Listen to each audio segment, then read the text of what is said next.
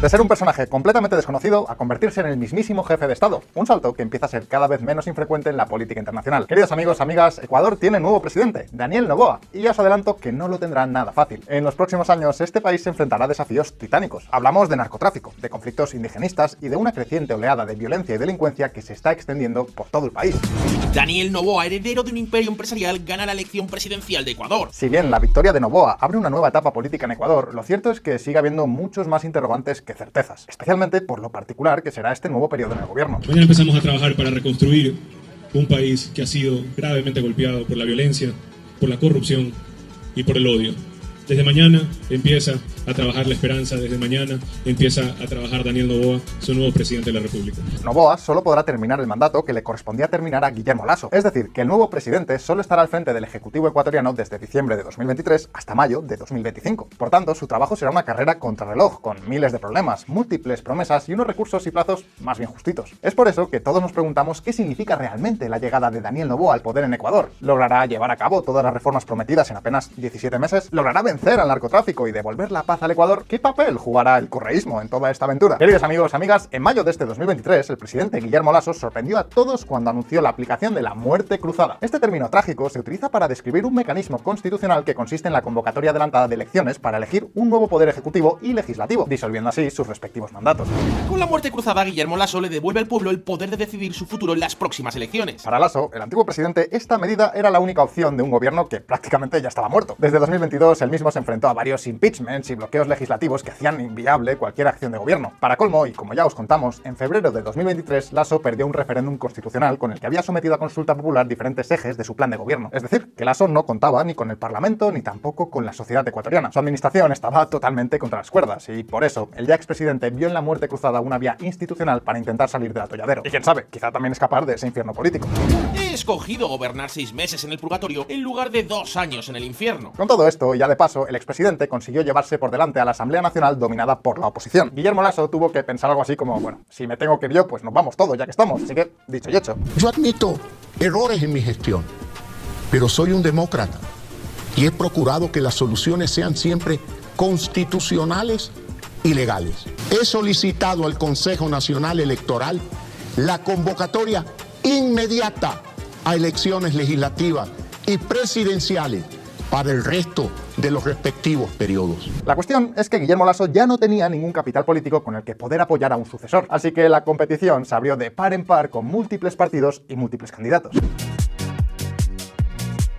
Algunos candidatos independientes, como el periodista Fernando Villavicencio, comenzaron a ganar altura, aunque su trágico asesinato terminó empañando toda la campaña electoral. Luego algún que otro perfil con alta experiencia, como el ex vicepresidente de Lenín Moreno, Otto Sonnenholder, también intentaron hacerse con la presidencia. No obstante, la única plataforma que compitió claramente desde el primer día fue Revolución Ciudadana, el partido correísta que tuvo a Luisa González como candidata. Y en medio de semejante berenjenal se fue colando poco a poco un tal Daniel Noboa, un candidato que hizo de la discreción la clave de su éxito.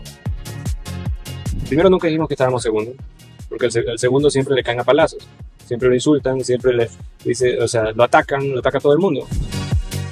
Y justo ahí fue cuando apareció Noboa. No solo consiguió pasar a la segunda vuelta enfrentándose directamente al correísmo, sino que logró hacerse con la victoria final. Pero ¿de dónde salió exactamente Noboa? ¿Cuál es realmente su ideología? ¿Y cómo es que logró ganarse la confianza del 52% de los ecuatorianos en apenas unas pocas semanas? Pues prestad mucha atención, porque el ahora presidente más joven de la historia de Ecuador ha tenido una carrera meteórica. Una carrera que será clave para comprender la dirección y el rumbo que adoptará su nuevo gobierno. Outsider, pero no tanto. Quizás Daniel Noboa Zin fuese un perfil poco conocido para la opinión pública ecuatoriana, pero desde luego ese no es el caso de su familia. La familia del nuevo presidente está muy presente en los círculos empresariales y políticos del país. De hecho, lo están incluso desde hace ya varias generaciones. Daniel forma parte de la tercera generación de una familia de empresarios multimillonarios de Guayaquil. Su abuelo, Luis Noboa Naranjo, fundó y gestionó la exportadora Bananera Noboa, un negocio que le permitió ser durante el siglo XX uno de los hombres más ricos de todo Ecuador. Más tarde, el padre de Daniel, Álvaro Noboa Pontón, expandió el negocio familiar más allá bajo la insignia del Grupo Noboa, creando con ello un conglomerado empresarial muy diversificado cuyas actividades van desde la agroexportación hasta la gestión de negocios inmobiliarios. Aunque, claro está, la diversificación no solo giró en el entorno privado. Álvaro fue un político de gran peso hacia los años 2000. De hecho, llegó a ser candidato presidencial en 5 ocasiones e incluso pasó a 3 segundas vueltas. Álvaro Noboa obtuvo el 48% de los votos en la segunda vuelta de 1998. En el año 2002 volvió a quedarse a las puertas de la presidencia. Se hizo con el 45%. Y en el año 2006 tuvo su última elección competitiva. Llegó a una segunda vuelta donde se encontró con un joven político, un tal Rafael Correa. Nada que hacer.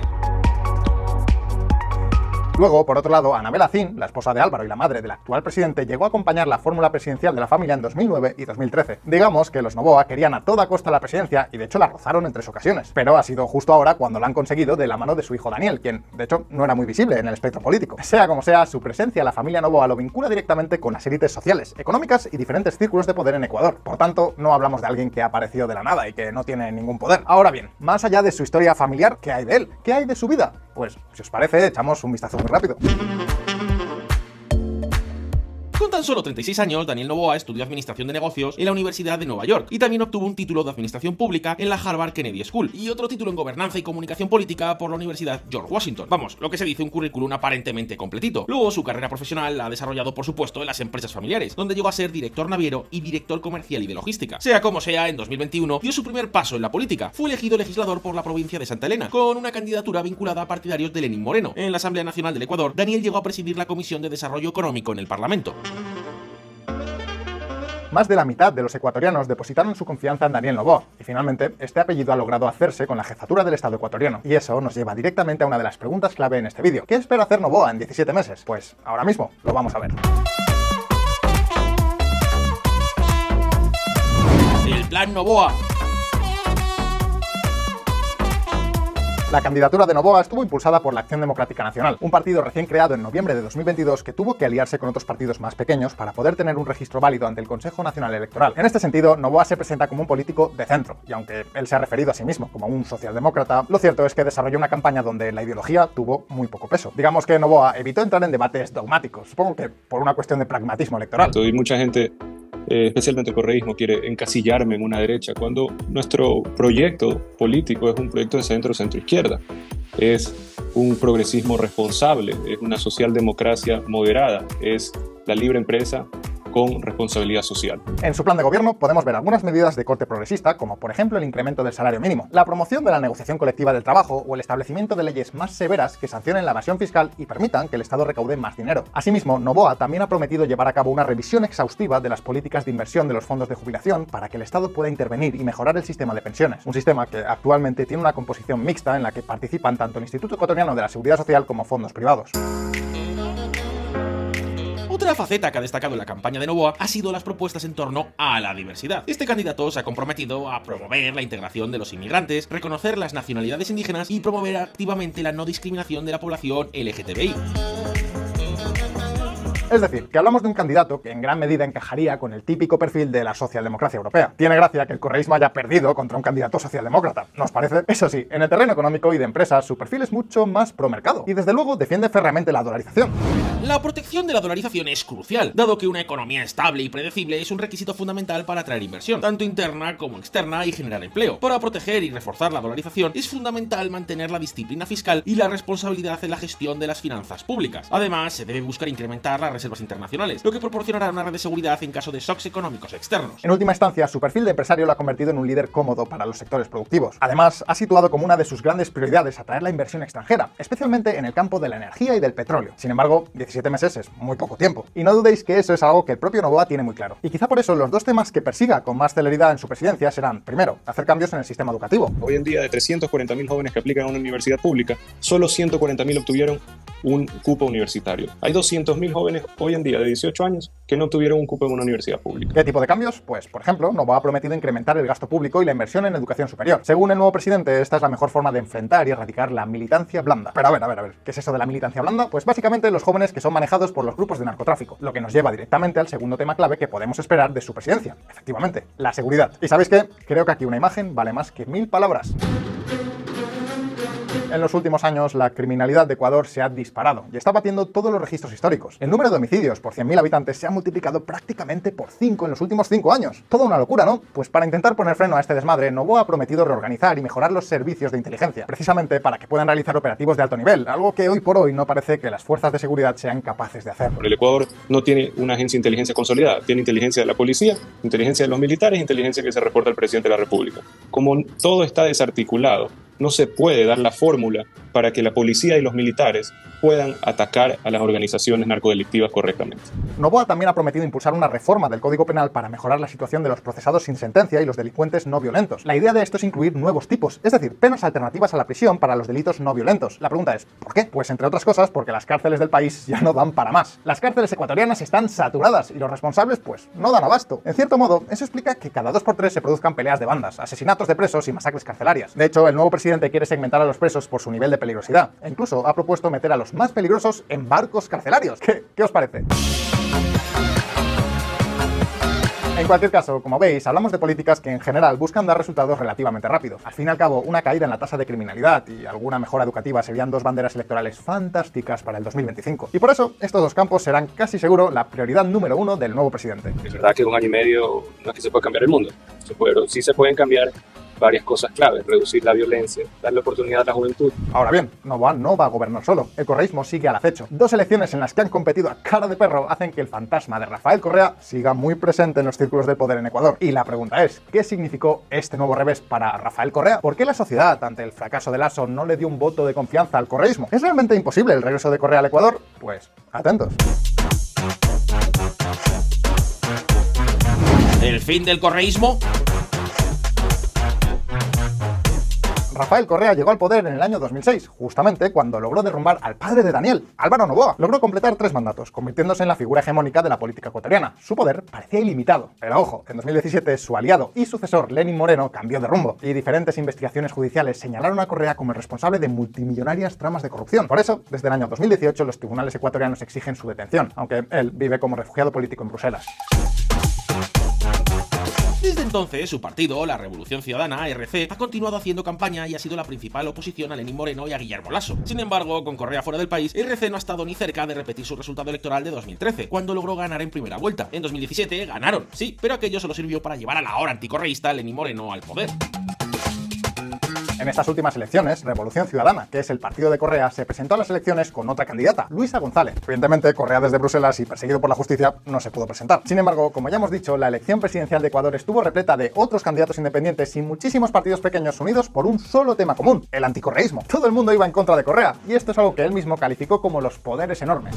Patria querida, patria grande, esta vez no lo logramos. Enfrentamos poderes enormes. Hasta se asesinó a un candidato para evitar nuestra victoria. La traición de Lenín Moreno sigue causando estragos, pero que nadie dude de que al final Ecuador volverá a la senda del desarrollo y la integración latinoamericana. ¡Hasta la victoria siempre! Pero llegados a este punto, cabe recalcar que la derrota del partido de Correa esta vez no ha sido normal. Esta vez tiene un tinte algo diferente. El liderazgo de la nueva candidata, Luisa González, ha renovado gran parte de la cúpula del partido. Un partido donde ya comienza a sonar la necesidad de ganar autonomía respecto a la deteriorada imagen de Rafael Correa. Y amigos, pensad que, aún ligados al expresidente, el techo electoral del partido parece ser no mayor al 47% del voto, algo que, de hecho, los deja muy cerca de ganar unas potenciales elecciones. Y la cuestión es que algunas voces dentro del partido creen que ganar solo será posible si Correa se hace definitivamente a un lado. ¿Y queréis una prueba de este cambio de tono en la esfera del partido político? Pues fijaos en cómo el correísmo reconoció la derrota electoral en 2021 comparado con cómo la ha reconocido ahora, en 2023.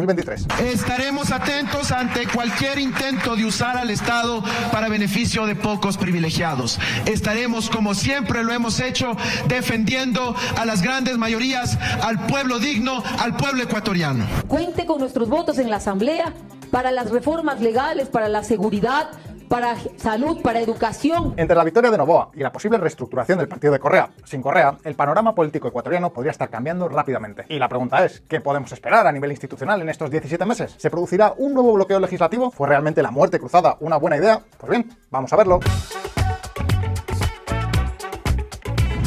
Un nuevo horizonte. Amigos y amigas, ya sabéis que aquí en VisualPolitik tenemos una premisa: ocuparnos de los temas clave de la agenda internacional. Y sabéis que Latinoamérica últimamente no deja de darnos trabajo. El estallido social de Chile, el regreso de Lula al poder, el intento de golpe de estado de Pedro Castillo, o sin ir más lejos, las elecciones argentinas con Milei y Massa. Por momentos la región parece ingobernable, y desde luego Ecuador no parece precisamente un oasis en medio de toda esa realidad, aunque eso sí, con algunos matices. En las últimas elecciones, Ecuador acaba de registrar una participación electoral récord. Digamos que los ecuatorianos tienen ganas de un cambio, y de hecho la opción vencedora parece representar una clara ruptura con su pasado. Es decir, Ecuador parecería contar ahora con un nuevo proyecto político que no remite ni a Correa, ni a Moreno, ni a Guillermo Lasso. Me dicen que soy lacista, otros me dicen que soy correísta, otros me dicen que soy leninista. Al final del día yo soy pro Ecuador y tengo mi propia determinación y tengo mi propio proyecto político. Aquí Ecuador ha roto con la tendencia regional. Si Perú entró en una carrera de autodestrucción tras la caída de Pedro Pablo Kuczynski, si Brasil, tras la destitución de Dilma Rousseff, le dio su voto de confianza a Bolsonaro, en Ecuador han apostado por la moderación, algo muy raro en Latinoamérica. Claro que todavía hay un problema, la composición legislativa. El bloque de Noboa apenas cuenta con 14 diputados, en un espacio donde se necesitan al menos 69 legisladores para tener una mayoría mínima. Así que si el nuevo presidente quiere sacar adelante las reformas, le va a tocar tener que dialogar mucho, pero que mucho, con el resto de partidos. Sobre la mesa, los números están servidos para que se produzca un nuevo bloqueo parlamentario, y es aquí donde entra la acción de campaña de Noboa. Al llegar como el moderado, sin haber chocado abiertamente con nadie, ni siquiera con el correísmo, le da una nueva oportunidad. La pregunta es, ¿sabrá aprovecharla? Pues por ahora, la victoria de Noboa le ha dado a Ecuador una salida institucional y pacífica a una grave crisis política. Las cartas están echadas. Solo el tiempo nos dirá si se cumplen o no las expectativas generadas. Pero ahora, llegados hasta aquí, el turno es para todos vosotros. ¿Qué piensas sobre el perfil de centro de Noboa? ¿Crees que es el adecuado para liderar Ecuador durante los próximos 17 meses?